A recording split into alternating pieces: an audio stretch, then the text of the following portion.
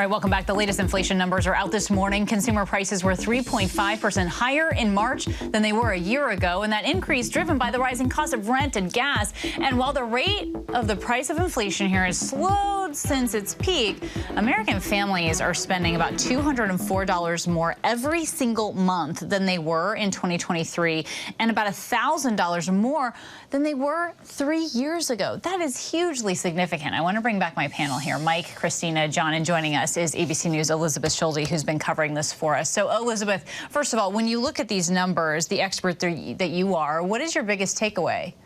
The biggest takeaway is that inflation is higher than hoped by households, by the Federal Reserve, by economists. We're in this situation, Kana, where inflation continues to be sticky, where those numbers just won't go down as much as they should in a normal world. 3.5% inflation rate is not quite the 2% rate that is what is seen in a healthy economy. So really what this shows you is that households are dealing with higher prices for everyday stuff. The biggest contributors to this month's increase in prices were gas and rent, and those are things that are very in your face when you're talking to people about their budgets.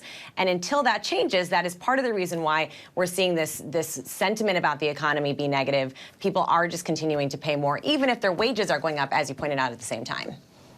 Yeah, but also, Elizabeth, and President Biden, he still thinks that the Fed will cut interest rates despite today's unexpectedly high inflation.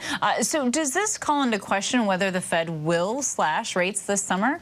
It absolutely does, Kana. Every economist who I've talked to today says that this report basically pours cold water on the idea that that long-awaited interest rate cut could come in June. Remember, the reason the Fed got interest rates as high as they were was to bring down inflation. We've seen improvement, but the Fed is now in a position where it says they don't want to cut interest rates too soon. So what that means for people at home, when you're looking at your borrowing costs, if you're waiting for your mortgage rate to go down, you've been wanting to refinance, or you want to buy a new house, a new car, if you're looking at your credit card debt, it's probably going to be a little bit longer before those rates do come down, because the Fed is looking at this report and saying it needs a little bit more time to know that this inflation fight is over.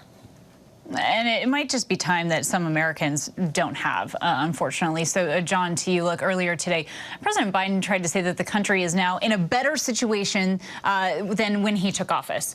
John, do you think that today's report, when people actually see these numbers, that will change how voters feel about the economy? Because I feel like, you know, John, the White House tries to say the economy is better, but Americans still know that they're paying more. Right, Kate, and you know what? The worst thing you can tell a blue-collar person or someone in a lower income bracket is that everything's rosy, and they're making choices about whether to buy food or buy gas. So they're feeling it. And so when your leader of your country is telling you the exact opposite, that's not good. And as bad as the abortion issue is for the Republican Party, the economy issue is that bad for the Democratic Party, and it's not going away.